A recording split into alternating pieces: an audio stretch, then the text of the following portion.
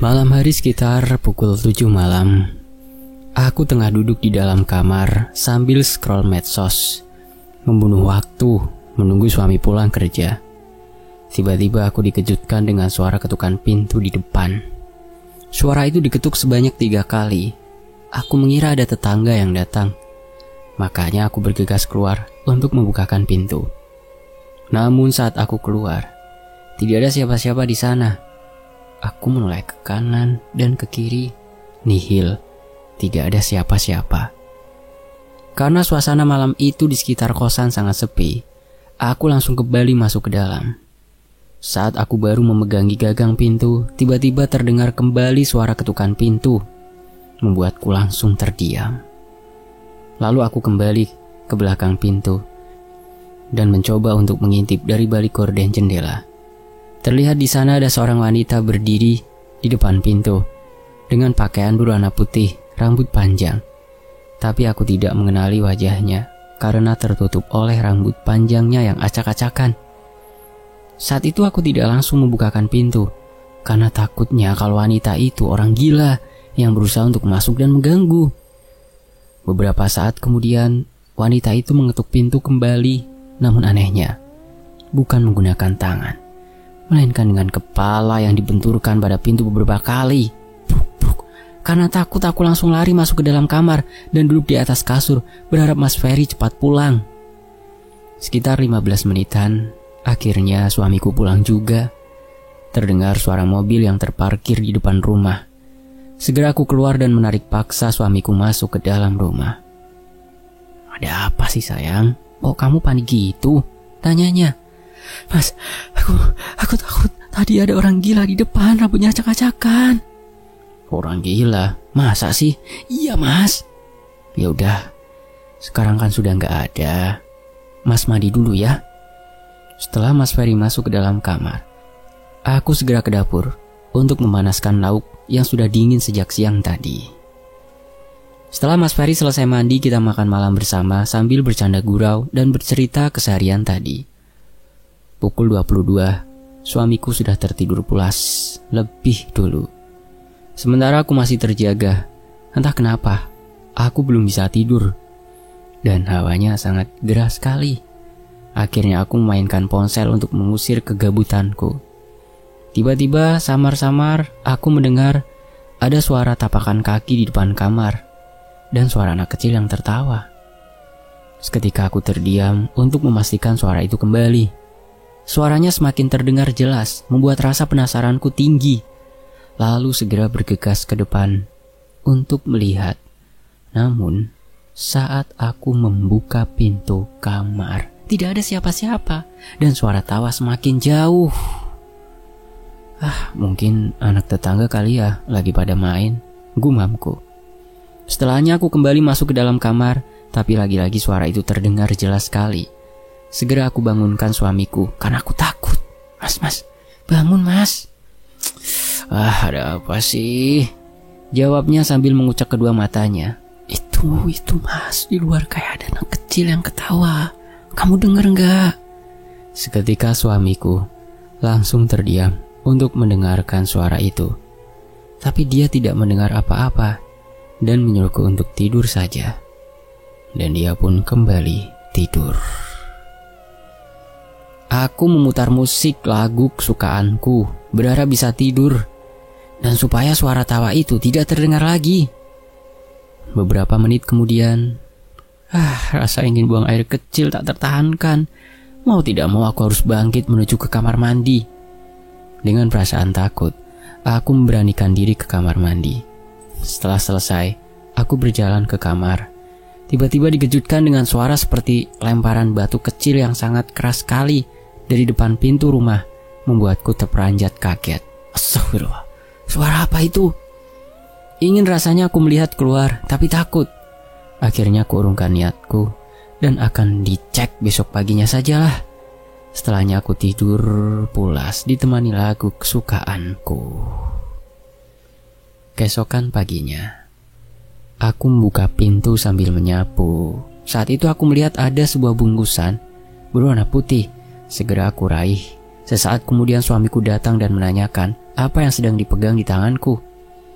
Dia langsung mengambil benda itu dan membukanya. Ternyata di dalamnya hanya ada sebuah batu kerikil yang sangat banyak. Wes, sudah, gak usah dipikirin sayang. Ini paling anak kecil yang iseng, ucap suamiku untuk menenangkanku. Setelahnya dia masuk ke dalam untuk siap-siap berangkat kerja, sementara aku masih terus melanjutkan nyapu depan teras rumah. Dan bungkusan itu mengganggu pikiranku. Suamiku sudah berangkat kerja, aku pun mandi karena sudah gerah. Usai mandi seperti biasanya, aku main ke rumah Mbak Sari, tetangga kosan, yang merupakan istri teman suamiku. Karena tidak ada kesibukan lain, jadi aku ngobrol-ngobrol dengan Mbak Sari. Dia juga masih punya anak kecil yang usianya 2 tahun. Jadi belum ada kegiatan untuk mengantar sekolah atau apapun. Setelah semua kerjaan rumah sudah selesai, aku menceritakan kejadian semalam yang kualami kepada Mbak Sari. Dia mendengarkan sambil sesekali menyuapi anaknya roti biskuit kesukaannya. Mendengar ceritaku, mulai dari didatangi sosok wanita berbaju putih dan malamnya mendengar suara anak kecil yang tertawa, Mbak Sari langsung nyeletuk kalau itu kemungkinan kiriman ilmu hitam.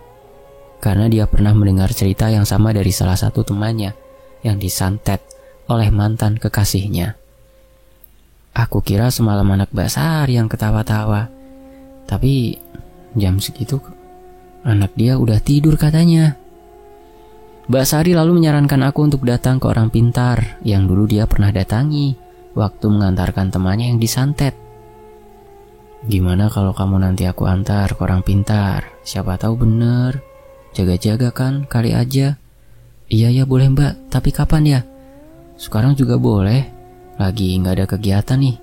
Tapi nanti Azam sama siapa Mbak? Gampang lah, itu nanti tak titipin di rumah ibu. Akhirnya waktu itu juga aku dan Mbak Sari siap-siap untuk pergi ke tempat orang pintar tersebut dengan mengendarai sepeda motor milikku. Sebelum berangkat kita mampir ke rumah orang tuanya Mbak Sari lebih dulu untuk menitipkan Azam. Perjalanan yang kita tempuh sekitar 2 jam. Kita sampai di tempat pukul 12 siang. Saat sampai di rumahnya, ada seorang wanita yang mempersilahkan kita masuk ke dalam. Sesaat kemudian, lelaki parubaya duduk berhadapan di depan. Pak Jaidi menanyakan maksud kedatangan kita. Mbak Sari langsung menjelaskan semua kejadian yang aku alami. Lalu beliau mengangguk dan mengatakan kalau memang benar aku diikuti oleh sosok wanita berbaju putih bersama dengan anak kecil perempuan ke sini. Dek, aku baru tahu dan sedikit merinding bersama dengan anak kecil. Aku sangat merinding setelah mendengar ucapan itu. Lalu Pak Jaidi beranjak ke dalam rumah. Beberapa menit kembali dia membawakan botol kecil yang berisi minyak misik diberi tali untuk nanti digantung. Beliau menyarankan botol kecil itu digantung di depan pintu rumah dan memberikan sebotol air putih yang sudah didoakan. Setelah itu aku dan Mbak Sari pun mengucapkan terima kasih dan berpamitan pulang. Sesampainya di rumah, segera aku langsung memasang botol kecil itu digantung di depan pintu, tepatnya di bagian atas pintu. Karena lelah perjalanan cukup jauh, aku istirahat di depan televisi sambil rebahan. Aku sudah makan siang tadi sama Mbak Sari di warung. Makan sayur asem sama ikan ani-ani. Tak lupa sambalnya yang mantap dan juga tak ketinggalan es jeruk manis.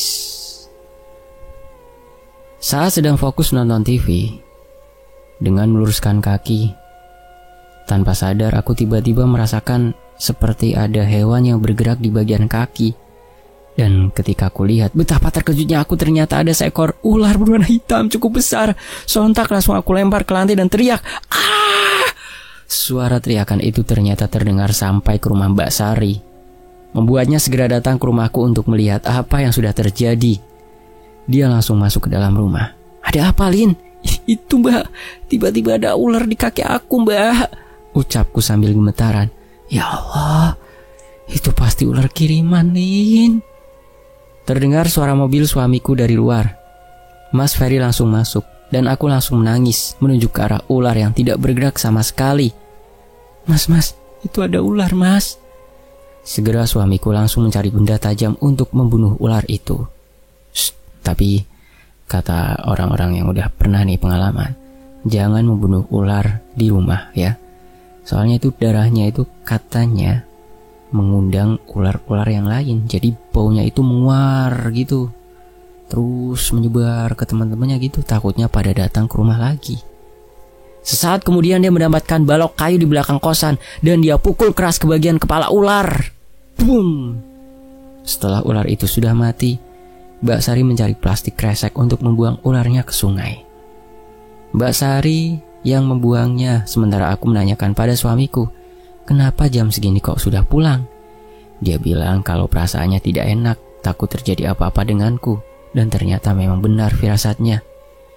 Aku juga menceritakan soal tadi pergi ke rumah orang pinter, serta menceritakan semuanya. Dia mencoba menenangkan aku kalau tidak akan terjadi apa-apa lagi. Singkat cerita, seminggu kemudian, semenjak kejadian itu, aku sudah tidak mendapat gangguan lagi. Tapi pagi ini tiba-tiba ibu mertuaku datang ke rumah, tumben-tumbenan, membawakan makanan, yaitu martabak kesukaanku. Dia sangat berubah sikapnya, begitu manis pada aku. Namun dia tidak lama di rumahku, dan langsung pamitan untuk pulang. Sebelumnya dia mengatakan kepadaku untuk dimakan dulu martabaknya. Aku pun hanya mengangguk dengan senyum kecut. Disuruh makan martabak. Setelah ibu mertua pulang, aku dan suamiku yang kebetulan di rumah karena libur kerja, kita makan bersama martabak pemberiannya. Tapi setelah memakan martabak, tiba-tiba perutnya mules sekali dan bahkan rasanya mual-mual. Aku bolak-balik ke kamar mandi karena mual, muntah. Suamiku sangat panik, takut aku keracunan, hingga akhirnya dia membawa aku ke dokter untuk diperiksa. Dan ternyata kabar baik bagi kita berdua, aku dinyatakan mengandung hamil. Kita berdua sangat bahagia karena penantian yang ditunggu-tunggu datang juga akhirnya. Setelahnya kita pulang karena aku harus banyak istirahat. Tadi periksa ke dokter. Semenjak hamil aku tidak diperbolehkan untuk kecapean oleh suamiku. Dia yang selalu mengerjakan pekerjaan rumah. Aku hanya disuruh diam saja seperti ratu. Betapa senang dan beruntungnya aku memiliki suami seperti Mas Ferry. Namun di balik kabar bahagia itu, ada banyak duka yang menerpa kehidupan keluargaku. Ternyata usia kandunganku baru 3 bulan, tapi setiap malam sekitar pukul 1 dini hari, aku selalu merasakan sakit perut dan di bagian misfi selalu perih. Setiap malam aku merintih kesakitan dan menangis membuat suamiku panik dan tidak bisa tidur. Di lain hari, keesokan paginya, aku dibawa ke rumah sakit. Kata dokter kandunganku tidak ada masalah apa-apa, malah semuanya sehat kok. Dokter mengatakan, kalau mungkin aku salah makan, makanya perut sering sakit. Lalu aku diberikan obat penguat dan vitamin. Malam hari aku tidak bisa tidur dan perut sakit kembali. Suamiku yang belum tidur mengoleskan minyak kayu putih pada perut supaya rasa sakitnya reda, tapi masih tetap sama. Mas, aku mau buang air besar dulu, ucapku. Ya udah, hati-hati ya sayang. Aku berjalan perlahan-lahan ke kamar mandi. Saat sedang buang air, betapa terkejutnya aku tiba-tiba dari bagian misfi mengeluarkan sesuatu yang kental, berwarna merah, dan itu perih sekali rasanya. Mas! Teriakku. Suamiku langsung lari dan mengetuk pintu kamar mandi berkali-kali takut terjadi apa-apa padaku. Segera aku buka pintu. Dia langsung melihat ke dalam. Ya Tuhan, kamu mundur dulu, awas, biar Mas yang atasi. Setelah mengeluarkan darah kental tadi, aku dikejutkan dengan seekor ular lagi berwarna hitam sama persis dengan ular yang waktu itu. Makanya aku langsung teriak kenceng. Dia memukul ular itu beberapa kali hingga akhirnya mati juga. Dengan segera suamiku membawa ular itu ke sungai dekat rumah. Sementara aku duduk di ruang televisi menunggu dia pulang. Dan tiba-tiba aku dikejutkan dengan suara ketukan pintu di depan rumah. Masuk mas, gak dikunci kok, teriakku dari ruang TV. Seketika aku terdiam berpikir kenapa suamiku tidak langsung masuk aja. Segera aku bangkit menghampiri ke depan. Ternyata bukan suamiku, melainkan seorang wanita berbaju putih dengan rambut acak-acakan membawa anak kecil perempuan. Sesaat kemudian, wanita itu menoleh ke arahku yang berada di balik gorden jendela. Betapa terkejutnya aku. Ternyata wanita itu wajahnya hancur, penuh darah. Sontak aku langsung lari masuk ke dalam kamar dan bersembunyi di balik selimut dengan tubuh gemetaran penuh keringat. Beberapa saat kemudian suamiku pulang, mendapati aku yang ketakutan, bercucuran keringat. Dia cemas menanyakan padaku, tapi aku belum berani menjawab. Dia langsung ke dapur mengambilkan air putih dan diberikan padaku, supaya aku lebih tenang. Setelah tenang, barulah aku menceritakan apa yang sudah terjadi tadi. Suamiku pun hanya menghela nafas panjang sambil memeluk tubuhku untuk menenangkan. Singkat cerita, di usia kandungan 4 bulan, entah kenapa perutku semakin besar seperti usia kandungan 7 bulan. Tidak wajar gitu. Dan selalu merasakan sakit. Dan tubuhku semakin kurus kering. Suamiku sangat prihatin, sudah berobat ke sana kemari. Jawaban dokter sama, kalau aku dan bayiku tidak apa-apa. Suatu ketika wajahku semakin pucat dan terlihat tidak sehat. Mbak Sari selalu datang ke rumah memberikan makan. Dia menyarankan untuk dibawa ke orang pintar lagi saja, pengobatan alternatif. Akhirnya suamiku mencari info tentang orang pintar yang ampuh. Karena menurutnya orang pintar yang aku datangi waktu itu dengan Mbak Sari itu kurang mempan. Hari berikutnya, suamiku membawa seseorang yang katanya orang yang ngerti klinik-klinik gitu. Saran dari teman kerjanya. Nah, didatangkanlah ke rumah untuk mengobatiku. Sebut saja Pak Gofur. Pak Gofur duduk di samping tempat tidur, langsung membacakan doa-doa. Lalu dia meminta izin kepada suamiku karena mau memegang perutku, tapi tetap pakai alas. Setelah diizinkan oleh suamiku, beliau langsung mengolesi daun kelor yang sudah dihaluskan pada perut sambil terus membacakan doa-doa. Saat itu aku benar-benar merasakan sakit sekali. Tanganku dipegangi suamiku, keringat bercucuran membasahi tubuhku. Aku terus teriak kencang. Beberapa saat kemudian tiba-tiba aku mengeluarkan darah kental berwarna hitam dari bagian selangkanganku dan seketika aku terkulai lemas tak berdaya. Suamiku langsung membersihkan darah yang ada di spray. Setelahnya Pak Gofur memberikan air hangat, daun kenanga untukku minum. Sesaat kemudian tiba-tiba aku muntah mengeluarkan cacing yang cukup banyak setelah minum air itu dari Pak Gofur. Astagfirullahaladzim. Pak Gofur hanya geleng-geleng kepala sambil beristighfar. Sementara aku menangis bersama dengan suamiku. Beliau lalu menjelaskan apa yang sebenarnya sudah terjadi padaku. Kamu ini sudah dikirimi guna-guna oleh seseorang yang sangat dekat. Maksudnya siapa, Pak? Tanya suamiku kaget. Oleh ibumu. Pernikahan kalian awalnya tanpa restu kan? Makanya beliau membuat istrimu seperti ini. Waktu itu kamu pernah dikirimi sosok wanita dan anak kecil itu untuk membuat hidupmu tidak tenang. Tapi karena gagal akhirnya dia nekat mengirimkan santet kepadamu. Astagfirullahaladzim, ucapku sambil menangis. Bersamaan dengan itu, sungguh aneh. Perutku seketika kempes, membuatku menanyakan kepada Pak Gofur. Ini kenapa perut saya jadi kempes, Pak? Sebenarnya itu bukan bayi yang seharusnya, melainkan bayi gaib yang dikirimkan. Makanya membuat perutmu selalu sakit. Darah yang keluar dari situ adalah sosok bayi yang sudah saya keluarkan. Yang sabar ya, yang ikhlas. Setelah ini mulailah hidup baru dengan mempertebal ibadah. Sholat 5 waktu, zikir pagi dan sore jangan dilupakan ya. Sholat sunnah qobliyah ba'diyahnya juga. Baca Al-Quran ya. Sungguh aku tidak menyangka ibu mertuaku benar-benar kejam terhadapku. Padahal aku sudah berusaha menjadi yang baik, tapi tetap selalu salah di matanya. Ya mungkin karena ternyata ibu tidak merestui pernikahan kita.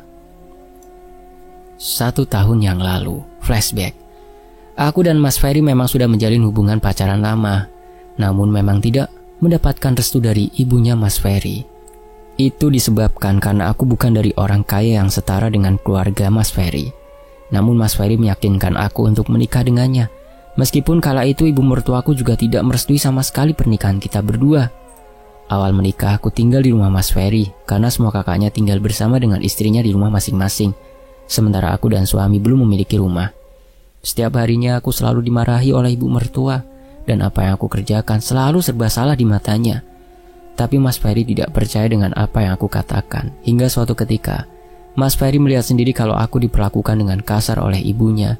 Dan sejak saat itulah Mas Ferry mau diajak untuk ngontrak supaya hidup mandiri. Awalnya ibu mertuaku menentang kita untuk pindah dengan memohon nangis-nangis. Tapi Mas Ferry tetap ingin tinggal berdua denganku saja. Semenjak itu mengira kalau aku yang menuntut suami untuk pindah, dan aku dituduh memisahkan dia dengan anaknya. Dan mungkin itulah yang membuatnya buta mata karena tidak suka denganku. Ditambah dikira aku sudah memisahkan dia dengan anaknya. Astagfirullah. Setelah sembuh aku belum bisa memaafkan ibu mertuaku itu, dan belum mau untuk bertemu dengannya. Sementara di sisi lain, ibu mertua sering sakit-sakitan. Mas Ferry disuruh untuk datang ke rumahnya sering-sering untuk mengecek keadaan ibunya. Sebenarnya aku malas, tapi karena dipaksa suami akhirnya ya aku nurut saja. Kondisi ibu mertua sungguh sangat memprihatinkan. Dia meminta maaf kepadaku dan suamiku atas semua perbuatannya, dan dia mengakui semuanya. 5 bulan kemudian aku dinyatakan hamil. Aku dan suami sangat bahagia dan sangat menjaga kandungan. Sementara ibu mertuaku masih terus sakit-sakitan. Tamat. Sekian. Demikianlah sebuah kisah. Semoga menjadi pelajaran. Mohon maaf kalau ada salah kata. Tony FS pamit. Semua nama disamarkan ya. Wassalamualaikum. Alhamdulillah tetap di Tony FS.